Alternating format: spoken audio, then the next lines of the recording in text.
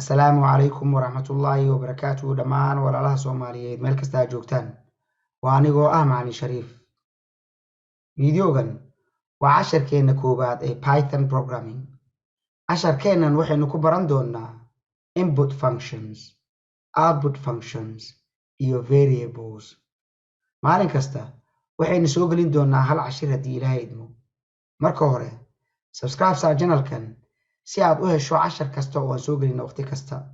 Lana wadaag walaalaha kale siday iyaguna uga faa'iidaystaan. Commentina saar oo nala wadaag fikradaada. Ugu horreyn, inta aan u gudagelin casharkeenna, waxaa muhiim ah inaan isla fahanno aasaaska qoritaanka barnaamijyada ama fundamentals of programming oo ah isku geynta tilmaamaha. Isku geynta tilmaamaha waxaa loo qeybiyaa 3 qaybood: sequence oo ah liiska tilmaamaha ama awaamiirta ee uu kombiyuutarka u raacayo sida ay u kala horeeyaan; selection oo ah liiska tilmaamaha ama awaamiirta shuruudaysan ee uu kombiyuutarka raacayo; iteration oo ah liiska tilmaamaha ama awaamiirta shuruudaysan ee soo noqnoqonaysa ee uu kombiyuutarka raacayo. Mar kasta oo aad qorto barnaamij, luuqad kastood ku qortaba waxaa khasab ah inaad isticmaasho 3dan qaybood midkood ama dhammaantoodba. Waa sequence, selection iyo iteration. Sidaa darteed, waxaa muhiim ah inaad xoogga saarto sidii aad ku baran lahayd 3dan qaybood ee aasaaska u ah qoritaanka barnaamijyada, halka aad xoogga ka saari lahayd luuqadda aad adeegsanayso. Koorsadan waxaan isticmaalaynaa Python Programming Language oo ah luuqadda ugu sahlan luuqadaha, taas oo lacag la'aan ah. Python waxaa isticmaala oo ku dhistay barnaamijyadooda kambaniyada ugu caansan adduunka sida Google, Facebook, Instagram, Spotify, Netflix, Dropbox, Reddit iyo Quora. Programming waa abuuritaanka liis awaamiir ah oo uu kombiyuutarka raacayo si uu u xalliyo dhibaato. Qofka programmerka ah waa xal u raadiyaha dhibaatooyinka asagoo isticmaalaya xirfadiisa xallinta mushkiladaha, halka qofka coderka ah uu xal loo soo diyaariyey u beddelo code. Qofka programmerka ah wuxuu isku taxallujinayaa inuu jawaab u helo su'aalaha iyo inuu fahmo sida loo sameeyo hawl amaba sida ay wax u shaqeeyaan. Inta aynu ku guda jirno koorsadan, waxaynu isticmaalaynaa 4 tallaabo oo lagu xalliyo mushkiladaha oo kala ah: inaan fahanno mushkiladda, inaan qorsheyno qorshe wanaagsan oo lagu xalliyo mushkiladdaas, inaan meel marino qorshahaas, iyo inaan qiimeyno xalka aan gaarnay. Si aad u fahanto mushkilad, waa inaad akhriso mushkiladdaas oo aad isweydiiso su'aalo. Ma fahantay waxa lagu weydiinayo? Maxaa lagaaga baahan yahay? Waa maxay shuruudaha? La imow qorshe aad ku xallinaysa dhibaatada oo go'aanso qaabka aad u marayso xallinta dhibaatada iyo tallaabooyinka lagaaga baahan yahay inaad qaado si aad u gaarto xalka. Qor algorithm-ka adigoo isticmaalaya flowchart ama pseudocode oo ah xalkii mushkiladda oo qoraal ah. Hirgeli qorshaha adigoo u beddelaya algorithm-ka code. Qiimee ama tijaabi xalka. Ma shaqeeyey xalkii aad keentay? Ma jiraa qaab kale oo lagu xallin karo dhibaatadan? Haddii ay jirtase, ma ka wanaagsan tahay xalka aad keentay? Su'aalahan waa inaad isweydiiso marka aad qiimeynayso xalka aad keentay. Barnaamijka ugu horreeya ee xalka aan u raadinayno waxa uu u qoran yahay sida tan: Design a program which asks the user to input their name, the age, and their favorite color.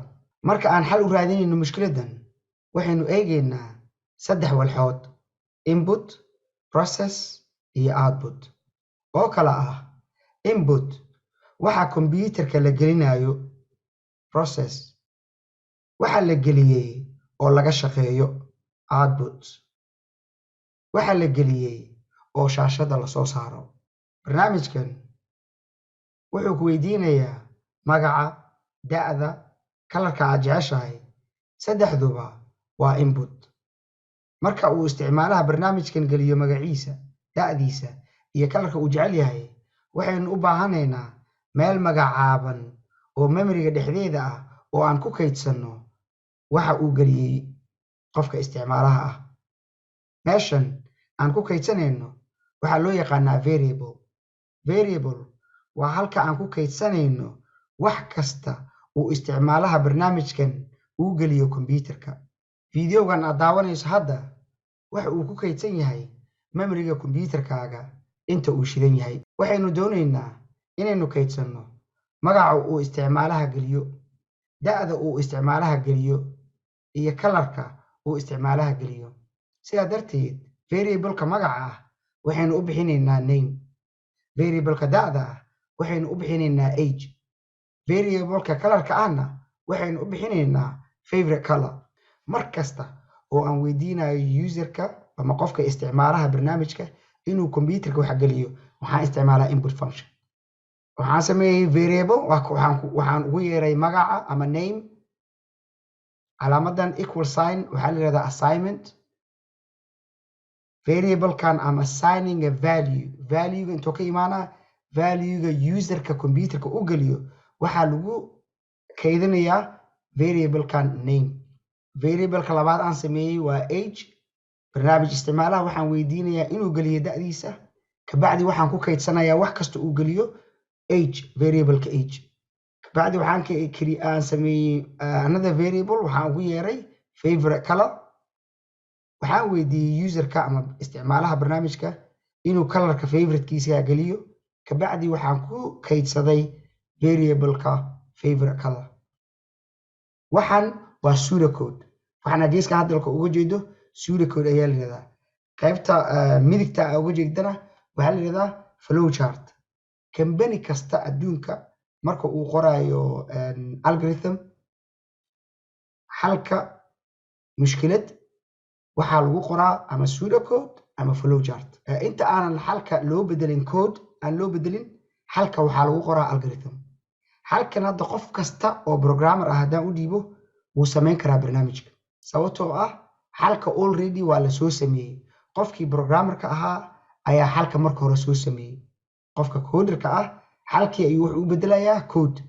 barnaamijkan oo aan ku qornay pseudocode waxaynu u bedelaynaa Python programming language.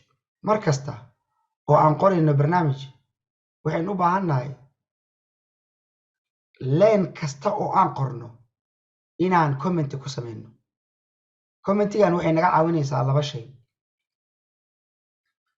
kow, hodhowtii markaan koodkeena dib u eegno way inoo fududaanaysaa inaan fahanno. labo, haddii qof kale koodkeenni uu fiiriyo isagana way u fududaanaysaa inuu fahmo leen kasta oo koodkeenna ka mid ah waxa uu sameynayo. challengegan waxa waa challenge 1. leenka ugu horeeya waxaan sameeyey variable, waxaan ugu magac daray name. equal signtan waxaa la yidhahdaa assignment. waxaan weydiiyey isticmaalaha barnaamijka magaciisana waxaan ku kaydsaday variableka name. mar kasta oo aan weydiinayo wax isticmaalaha waxaan isticmaalayaa input function. input waynu fahmi doonaa waxa function nagala jeedo. barnaamijkeennan wuxuu ka kooban yahay 3 su'aalood oo aan weydiinayno isticmaalaha barnaamijka. 3doodana waxaan ku kaydsanaynaa 3 variable oo aan samaysanay. variableka koowaad waxaan ugu macdarnay name. leenkan waxa uu weydiinayaa weydii isticmaalaha magaciisa oo ku kaydi kaydka magacaaban ee name. intaas ayuu leenkaas sameynaya. ingiriis ahaanna waa ask the user their name and store it in a variable named name. leenka labaad, ask the user their age and store it in a variable called age. weydii isticmaalaha barnaamijka da'diisa oo ku kaydi kaydka ku magacaaban age. weydii isticmaalaha kalarka uu jecel yahay oo ku kaydi kaydka ku magacaaban favorite color. mar kasta oo aan weydiino isticmaalaha barnaamijka su'aal jawaab ayuu siinayaa jawaabtaas waxaynu ku kaydsanaynaa variable-ka marka variable magac loo bixinayo waxaa la isticmaalaa laba mid camel case iyo snake case camel case waa inaad isku darto capital letter iyo small letter camel case ayaa la yidhahdaa snake case-na waxaa la yidhahdaa inaad isticmaasho laba magacaad isku keento adigoo u dhexaysiinaya underscore labadaas ayaa la isticmaalaa mar kasta aan variable samaynayno waa inaynu isticmaalno either camel case oo snake case barnaamijkeena koowaad saas ayuu inoogu dhammaaday marka barnaamijka maadaama aan qornay waynu tijaabinaynaa inuu shaqaynayo iyo in kale waa kan markaan ran gareynay magacaan gelinayaa shariif da'da kalarka barnaamijkan intaas uun buu sameynayaa marka waxaan u gudbaynaa barnaamijkeena labaad